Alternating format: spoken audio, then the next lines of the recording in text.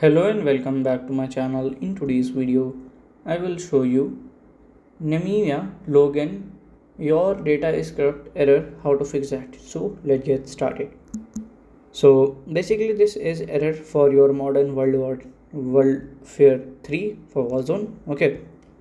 So to fix that it is very easy. It is for your corrupt data file. For example, if you have not downloaded the file properly, it may show you error and you have to may download it again.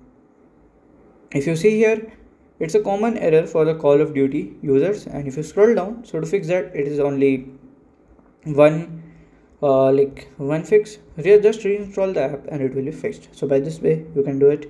And if you have any question related to this, you can let me know in my comment section. And if you find this video helpful, make sure you like, subscribe and share the video. Thank you for watching.